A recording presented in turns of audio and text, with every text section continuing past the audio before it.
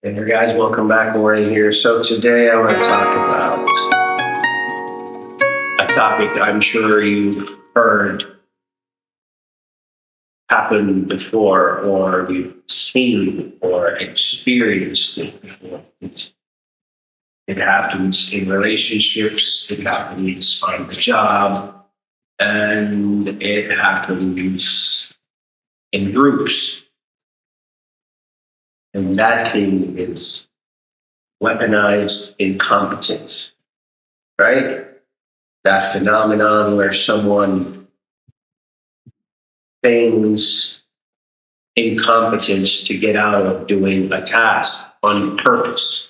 And that is the difference here, is that it is on purpose that they do this when they do this. And I say it occurs in the workplace and in relationships and in groups, and it does. And when I say workplaces, I don't think any are exempt, because I even noticed it in the army. The only difference was it was quickly stopped out, if that was noticed, because we'll get into why it's unfair and the psychological effects of the practice. But some people actually think it's funny. I've overheard conversations where people are talking about having done it and the impact that it had and how funny it was.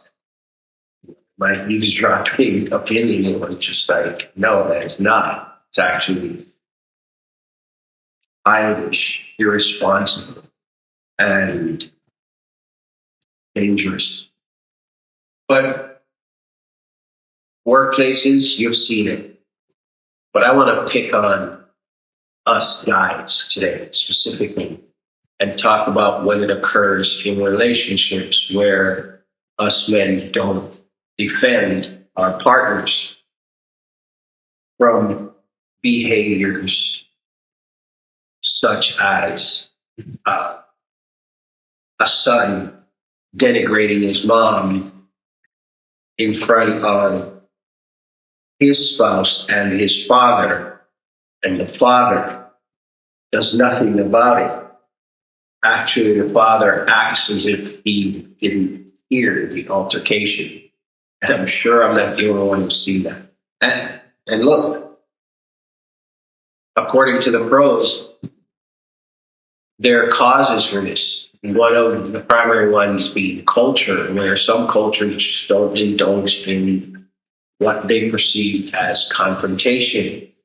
And then some, and in some respects, I side with this one, where they give women the autonomy to fight their own battles. And I say it to some respects, because here's what happens, I think, in my humble opinion, when a father neglects to check his son, when his son disrespects his mom in front of his wife and his father, and the father does nothing. Here's what occurs. If there wasn't a standard in that family where things like that are regarded, you just set a new one. And oh, by the way, a poor, weaker, by acting as if you didn't see or hear the altercation, shying away in a corner, reading a book. And I observed this specific example myself, which is why I'm kind of chuckling in and out of it, because I watched it happen and the father did nothing about it. And here's why it fits into weaponized incompetence. It's not that he doesn't know what right looks like. It's because he just doesn't want to confront his son.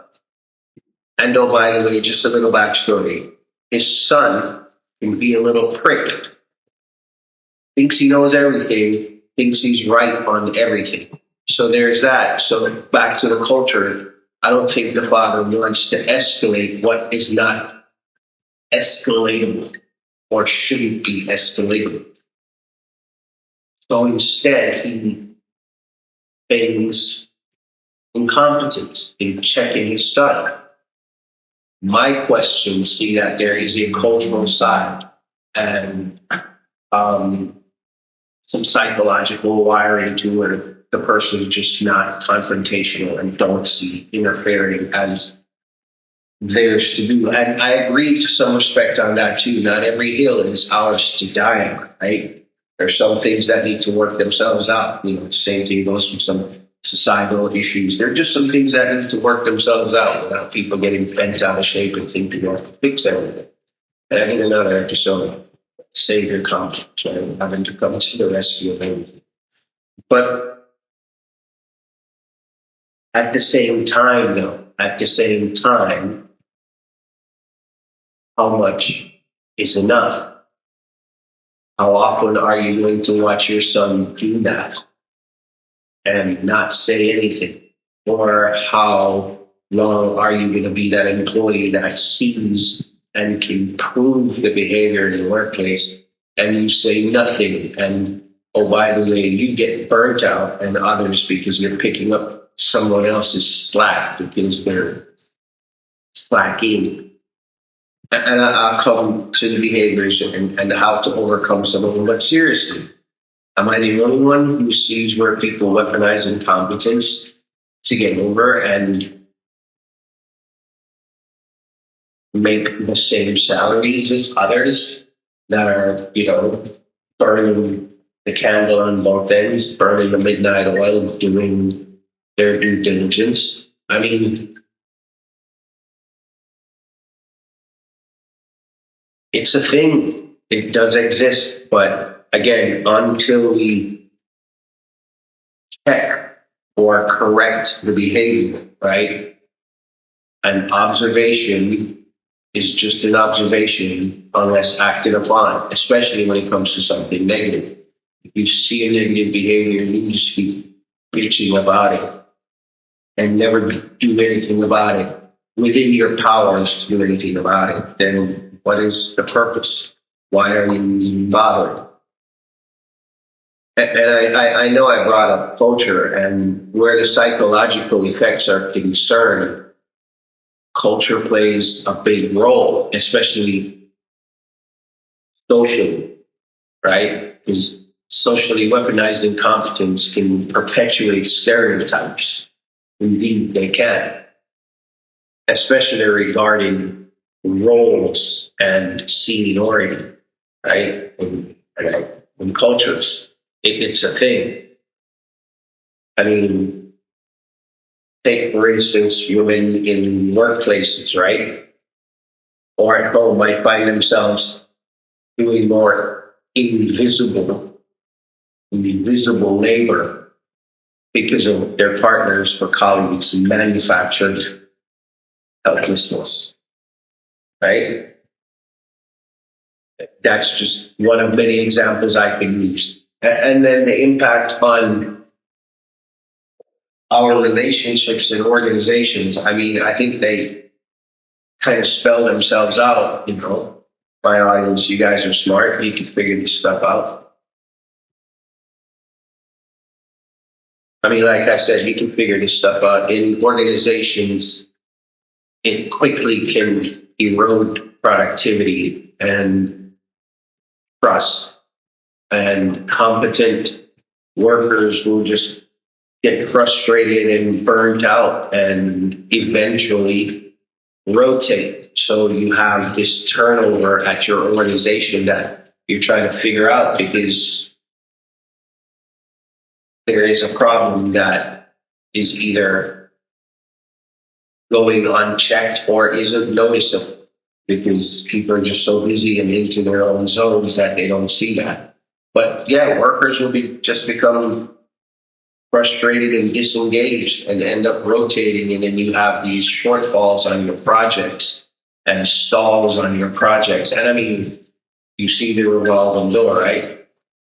So it's not funny like some people would like to think that, oh yeah, I did this and I got over with it and it was so and so, because again, it's nefariously done. So they're targeting one person or several people in the organization that's their way of punishing them for whatever they might have with this person. And they figure this behavior, because they might work in the same section, will, I don't know, somehow punish the person.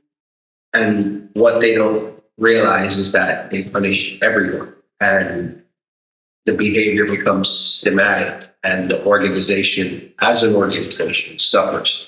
And oh, by the way, should the organization suffer and have to start layoffs, and you, the nefarious actor, get in the pool of layoffs, now what? Right? Now what? What was it all for?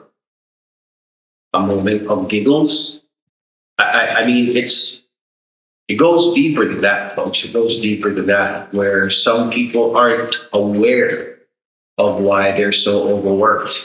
And because they're doing what they should do and minding their business, they don't see that it's because of their coworkers sometimes. And management, again, not to necessarily let them off the hook, but can become so overwhelmed to where they also miss this. And then you say, so Lauren, if that's the case, then what is it all for? What's the fix? Good question. And one of the first things we should do is hold people accountable. Okay? Say something. Bring up the issue. Talk about it. Accountability matters, right? It clears consciences and clears the consequences for repeated incompetent behavior, right? So that I think would be number one. And that having that leads to open communication. Again, talk about it, clear the air, point it out, let it be known, let it be discussed, and let it be fixed. It's not whine, okay? Doesn't get better with time. It's not whining at all. It's a red herring and a ticking time bomb for organizations, groups, and relationships. It really is. It's just not to be pointed, but it's just a matter of time, right? And then setting boundaries. If you're the person that realizes that you are what they call the heavy lifter, learn how to say no. No is a complete sentence. We must use it more often than we choose to. And again, it's because I know it's how we're wired. The human condition isn't, and defending yourself is not confrontation. Okay, so I know there's the wiring of not having confrontational type personality, but defending yourself from nefarious behavior isn't in and of itself confrontation, right? So you have to find that balance. If you're that person that thinks, man, I don't want to say anything, I don't want to stir the pot, I don't want to be that guy or that gal. If it's in defense of yourself and, oh, by the way, others on the fringes, then it's the right thing to do, right? And then for those in the management and leadership realm, training and education, you have to train your teams, your sub-managers, and other teammates of what the behavior looks like, how to recognize it, and how to check it when it's seen, right? And you can bring in resources from other professional entities that are well versed in behaviors like that in the workplace, groups, and relationships.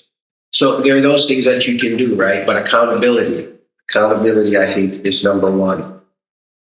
Because if you continue to coddle a behavior, right? We're humans, and even though we're adults and we know better and should do better, if we get away with things, we tend to continue to get away with things and do those things that we're getting away with, even if we know that we're hurting, be it directly or indirectly hurting others. We will do it, right? So accountability, you have to check those people that are doing it and let them know that it's just mutual respect, right? We're supposed to carry the same load because we're doing the same job, and it also fosters equity, right?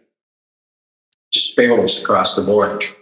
I mean, if you're not ill, and I realize that, and pick up the slack. And when I talk about boundaries, saying no means saying no, even if a task might have to go undone temporarily. Right? You don't want to, like I said, procrastinate issues and make them into mountains when they're just molehills. But at the same time, by saying no, if something has to go temporarily, I don't want that sorted out. That be the case, right? It just has to. It's the hard right over the easy wrong of looking the other way, like the dad that didn't hear or see the altercation, right?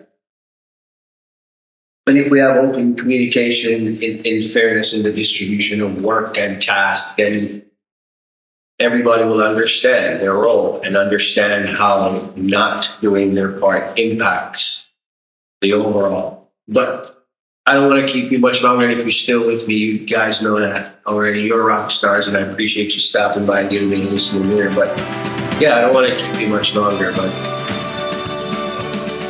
it is a thing, weaponized incompetence, and people use it to get over on others, right? So just be on the lookout for that out there. And if you're one of those doing it, come on down. You got to do the mic, right? And you got to take a look at that person in the mirror, right?